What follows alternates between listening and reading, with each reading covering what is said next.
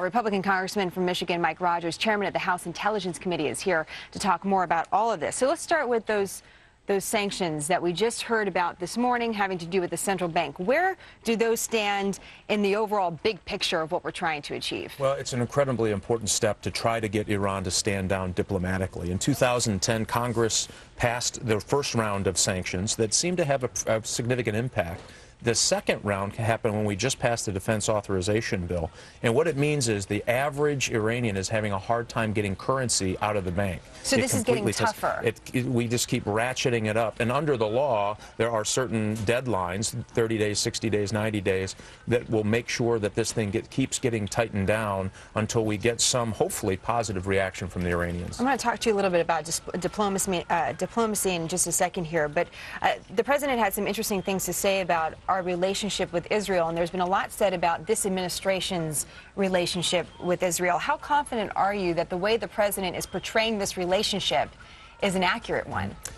Well, let's hope that by him saying it, it'll get better. Unfortunately, because of this series of steps by the administration, there is just a little bit of uncertainty in the relationship between Israel and the United States. He's right, technically. Our military and our intelligence services are still talking and working together.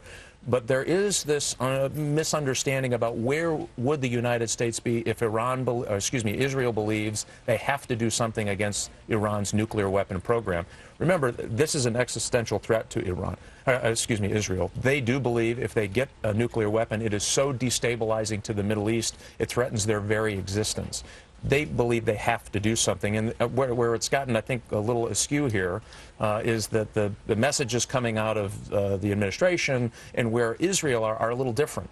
And so they're worried. They're worried that they may have to do this by themselves. The president sounds confident there in the relationship, though. You know, he gave the 67 border speech, which I think was damaging to our relationship. He has announced the Iraq pullout, the Afghan escalated pullout. All of those things send messages to the Iranians that are not helpful to the Israelis. And so all of that, you don't get to do each one in a vacuum. They all work together. So the messages that the administration is sending, I think, is confusing to Israel. And that that's why you hear this talk about maybe they're going to do something. That's interesting. You pull that into context as we talk about these different areas of the world: Afghanistan, Iraq, and Iran. Let's talk a little bit about diplomacy, because the president also mentioned that in the interview. Here's what he had to say about diplomacy in Iran. My goal is to try to resolve this diplomatically, mainly because the only way over the long term we can assure Iran doesn't get a nuclear weapon is by getting them to understand it's not in their interest. So getting them to understand it's not in their interest. They've ignored 5 UN resolutions about uranium enrichment. We've talked about this nuclear program, well, it seems like for decades now, obviously. This has been an ongoing conversation piece. So why do we even believe that we're ever going to get them to think that this is not in their interest? Well, I do think that sanctions can work if we really crank it down, have European support. But remember what the Iranians are seeing. So they're seeing that we're willing to conduct a political assassination in our nation's capital and saw nothing happen. The Department of Defense and Secretary of State has issued a report that maybe 600 U.S. soldiers were killed through proxies of Iran in Iraq. Nothing happened. So the next series of events is we're pulling out unilaterally in Iraq. We're getting out as fast as we can in Afghanistan. They look at that as strategic victories. So that, again, messages are important in diplomacy.